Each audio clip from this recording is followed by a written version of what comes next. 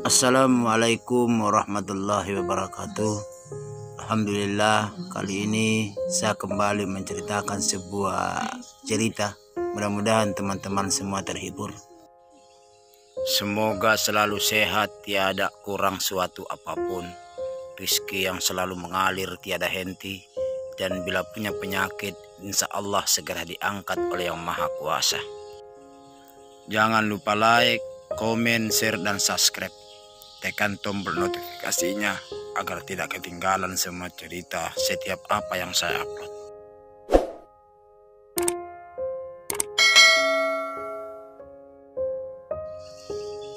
Nama saya Naharuk, usia 20 tahun, tinggal di sebuah desa yang terletak di pinggir pantai. Namun desa saya ini bisa dibilang sangat pedalaman karena jauh dari keramaian. Rumahku berdiri di pinggir sungai yang besar yang menghubungkan antara gunung dan lautan. Ada beberapa rumah yang berjejer dengan rumahku, dan kebanyakan memakai kayu bakau untuk tiang rumah dan tepat berada di pinggir sungai. Di bagian ruang tamu dan tempat tidur berdindingkan papan, dan sebagian sudah ada yang lapuk dan berlantaikan papan pula. Sementara dinding di bagian dapur dan lantainya itu berlantaikan dengan bambu yang dibelah kecil-kecil. Walau demikian adanya keadaan dari desa kami saat ini, namun penduduknya ramah-ramah dan kami pun terasa nyaman menempatinya. Kalau kami ingin ke desa sebelah, maka kami harus menyeberangi jembatan yang besar dan mulai alatnya keropos karena hanya terbuat dari kayu. Hingga suatu ketika aku duduk-duduk di teras depan rumahku sambil memancing ke sungai. Karena jembatan penyeberangan berada di samping rumahku, sehingga setiap ada orang yang mau menyeberang, aku pasti melihatnya. Waktu itu pukul 16.30, tentunya sudah menjelang sore. Aku dengan santainya dan lagi asik-asiknya menyaksikan tali pancingku mulai bergerak, bahkan tertarik ke dalam. Tiba-tiba seorang wanita muda berwajah cantik dan kulit sawo matang menepuk bahuku, membuat aku kaget dibuatnya.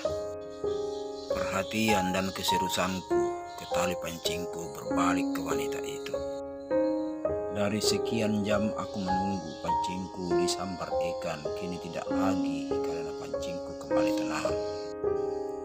Jujur saja saat itu aku sangat kecewa, namun tidak aku tampakkan ke wanita itu. "Maaf kak, kalau aku ikannya tidak lepas," ucap wanita itu. "Tidak, ikannya tidak lepas kok," jawabku. Aku memperhatikan wanita itu asing bagiku. "Tadi itu apa yang mau ditarik mas?" ucap wanita itu terasa malu. "Memancing-mancing ikan saja supaya ada yang menyambar umpanku," ucapku mengelak. "Oh, kirain dapat mas," ucap wanita itu sambil tersenyum. Wanita mungil itu mendekatiku. Aku tidak tahu apa maksud tiba-tiba dia mendekatiku, padahal aku sama sekali tidak mengenalnya. Aku berusaha untuk diam dan tidak untuk bertanya. Aku menunggu dia lebih dulu bertanya kepada aku atas keperluannya. Aku berusaha untuk bersikap tenang agar tidak terasa gugup di depannya. Dari sekian lama aku tidak berkata apa-apa, begitupun dengan dirinya, sehingga kami beberapa saat sama-sama terdiam. Sesekali aku menoleh kepadanya, dan dia pun selalu menjawabnya dengan senyuman. Bahkan setiap aku menoleh dan menatap wajahnya, wanita itu selalu tersenyum kepada aku. Aku merasa wanita ini malu untuk memulai berbicara. Hingga akhirnya matahari mulai menampakkan cahaya merahnya, menandakan kalau sebentar lagi dia akan tenggelam untuk menuju ke waktu malam. Saya benar-benar tidak mengerti apa maksud wanita ini mendatangiku dan berani bersamaku sampai sore hari. Bahkan menjelang malam, apa maksud wanita ini, gumanku dalam hati. Karena penasaran dia menungguku sampai malam hari, akhirnya aku memulai pembicaraan. "Adek dari mana dan mau kemana?" tanya aku. Wanita itu hanya menunduk dan terdiam membisu. Membuatku semakin penasaran dibuatnya. "Adik dari mana dan mau kemana? Saya melihat adik ini baru ada di kampung ini," tanyaku lagi. Wanita itu mulai mengangkat wajahnya dan menatap wajahku. Ia tersenyum begitu manis dan dengan lembutnya menyebutkan namanya sambil mengulurkan tangannya kepada aku. "Namaku Putri, Kak. Aku pendatang baru di sini. Aku tinggal sama tanteku Yani," ucapnya penuh lembut. "Kenapa tidak pulang ke rumahmu? Ini sudah malam. Tantemu nanti marah itu," ucapku. Wanita itu tiba-tiba kembali menunduk dan kulihat air bening di matanya mulai berembun hingga akhirnya menetes ke pipinya. Lalu ia menceritakan dengan gemilang tentang apa yang terjadi padanya bahkan setelah berada di rumah tantenya. Dengan cerita wanita ini tiba-tiba aku jadi terharu. Namun apa yang aku harus lakukan? Mau menyuruh kumurahku tinggal bersama aku?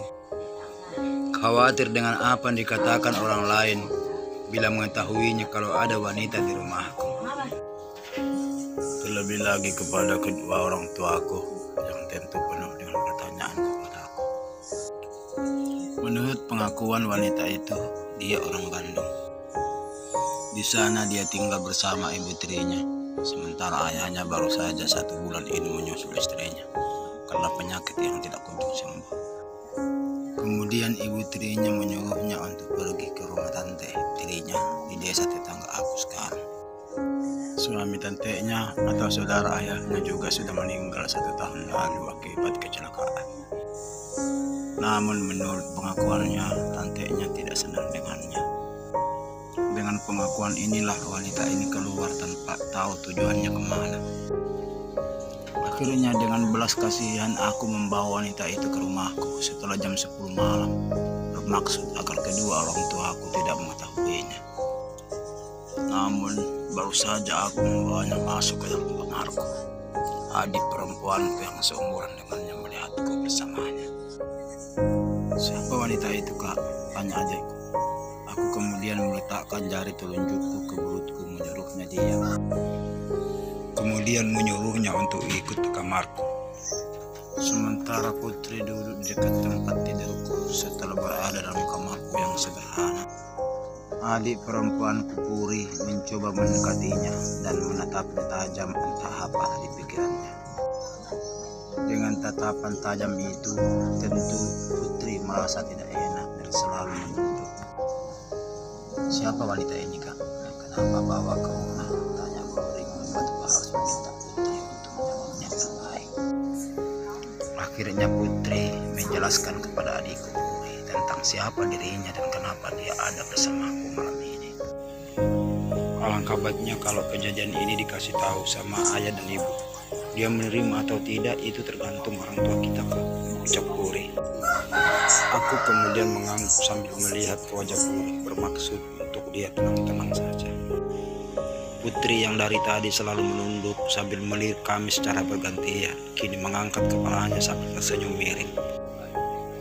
Berselang lama, kami bertiga pun keluar dari kamar karena ingin memberitahu kedua orang tua kami tentang maksud Putri. Aku dan Putri menuju ke ruang tamu yang tampak kursi tamu itu. Sementara Puri adikku menuju pintu kamar ayah dan ibuku dan mengetuknya. Pintu kamar pun terbuka dan kulihat ibuku sedang berdiri di pintu sambil berbincang dengan Puri. Berselang lama, ibuku kembali masuk ke kamar, mungkin membangunkan ayahku. Puri, adikku kemudian berjalan ke tempat aku dan Putri duduk. Kemudian disusul ayah dan ibuku. Putri duduk di samping kiriku, sementara Puri adikku duduk di kiri Putri. Sementara ayah dan ibuku duduk tepat di depan kami bertiga. Ayahku kemudian bertanya kepada Putri tentang maksud dan tujuannya. Namun karena tidak menjawab, akhirnya Puri yang menjelaskan. Penjelasan adikku kepada ayah dan ibuku tentang siapa Putri dan apa maksudnya sesungguhnya dibarengi dengan permohonan agar ia menerimanya. Ternyata kedatangan Putri ke rumah mereka, Puri adikku yang lebih dulu menerimanya dengan alasan ada teman bersama di hari-hari kosongnya. Dengan permohonan Puri ke ayahnya, membuatnya tanpa berpikir panjang kedua orang tua menerima dengan senang hati. Dengan hati yang tidak terkira bahagianya, Putri yang berusaha mendengar pengakuan kedua orang tuaku kalau ia menerimanya tanpa syarat tiba-tiba berdiri lalu memeluk ayah dan ibuku secara bergantian, termasuk dengan adikku Puri. Kenapa tidak dengan aku? Kenapa hanya milikku? Gumanku dalam hati ingin dipeluk juga. Baru saja aku selesai bergumam, Putri adik baruku juga memelukku, membuat kedua orang tuaku saling melirik. Ya udah, Puri bawa adikmu masuk ke kamar. Kamu Arhan tidur di luar saja, ucap ayahku membuat Putri tiba-tiba melepas pelukannya dariku. Terus aku tidur di mana? Ucapku sambil tertawa membuat Putri mengeluarkan lidahnya ke arahku. Kamu tidur di luar sajalah, nggak enak kalau perempuan yang di luar, ucap ibuku. Ayah dan ibuku masuk ke kamarnya, sementara Putri dan adikku Puri juga masuk kamar dan aku mengikutinya untuk mengambil bantal dan selimut. Kamu mau kemana? Jangan masuk, ucap adikku Puri melarangku untuk masuk ke kamar. Aku mau mengambil bantal dan selimutku, ucapku sambil melirik ke wajah Putri yang sepertinya aku mulai menyukainya. Di kamar aku sengaja memperlambat gerakanku, berharap agar Putri meminta agar tidur di kamar bersama mereka. Bukan bermaksud ingin sesuatu dari Putri, namun aku tidak bisa tidur di luar apalagi sekarang musim angin kencang. Bila tidur di luar tentunya pasti terasa dingin sekali. Setelah aku mau keluar, tiba-tiba saja tanganku dipegang oleh Putri dan menyuruhku untuk tidur di kamar bersama mereka. Tanpa menunggu lama, aku langsung duduk di tempat tidurku begitupun dengan Putri. Aku kemudian menghampar selimutku di dekat lemari bajuku sekitar 1 meter dari tempat tidurku yang ditempati Putri dan adikku tidur. Sementara Putri buka lemari lalu mengambil selimut untuk Putri. Lihat Puri sangat senang atas kehadiran Putri di rumah kami. Mereka berbaring di tempat tidur bagaikan kakak adik yang baru terlahir. Lihat mereka sedang asik mengobrol, sementara aku memejamkan mataku karena merasa ngantuk sekali. Berselang lama Putri berdiri dan mendekatiku. Rupanya ia mengajakku untuk tidur dengan mereka bertiga di tempat tidur. Aku kemudian berdiri lalu berjalan mendekati tempat tidur sambil menatap wajah adikku Puri. Dalam tatapan kami kulihat Puri adikku mengangguk seakan membiarkan aku tidur bersama mereka. Bahkan dia memberiku kode agar aku tidur di antara mereka. Aku kemudian berbaring dan terlentang sambil memandang langit-langit yang sepertinya sangat gelap sekali seakan sebentar lagi hujan akan turun. Sesekali aku memalingkan wajahku ke kanan dan ke kiri, menatap kedua wajah cantik adikku Puri, begitupun dengan Putri wanita baru di rumahku. Kulihat Puri sudah terlelap tidur, sementara Putri kelihatan gelisah di sampingku. Tidak usah khawatir, kamu aman di rumahku, ucapku membuat Putri menoleh dan tersenyum. Terima kasih Kak karena kamu telah menerima aku di rumahmu. Aku tidak tahu harus membalas apa kepadamu Kak, ucap Putri bisik di telingaku. Aku juga berterima kasih kepadamu Putri, karena kamu mau tinggal di rumah aku yang tidak layak huni ini, ucapku sambil mengusap rambutnya. Rumah kakak inilah yang saya sebut sebagai surga bagiku. Kalian adalah keluargaku yang tidak akan pernah aku lupakan sampai kapanpun, ucap Putri membuatku semakin terharu. Tidurlah, jangan dipikirkan lagi. Kebahagiaanmu juga kebahagiaanku. Putri kemudian perlahan memejamkan matanya, lalu melingkarkan tangannya ke tubuhku. Dengan tingkah Putri itu, aku kemudian memutar tubuhku dan menghadap kepadanya, lalu melingkarkan pula tanganku ke tubuhnya. Aku memperhatikan wajah wanita itu dengan penuh kasih sayang, namun tiba-tiba ia membuka matanya dan melihatku memperhatikannya. Aku mencoba mendekatkan wajahku ke wajahnya, mengharap aku mendapat respon dengan baik darinya.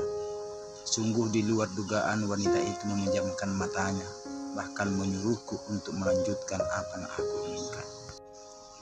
Karena ini kuanggap sebagai pembiaran dariku, maka apa yang aku inginkan aku lakukan. Sehingga malam itu aku mulai beraktivitas yang pertama kali. Setelah selesai aktivitas yang aku lakukan, aku berbaring dan mendapat pelukan hangat dari wanita itu. Dan malam itu bukan hanya sekali kami melakukan aktivitas yang membuat aku bahagia,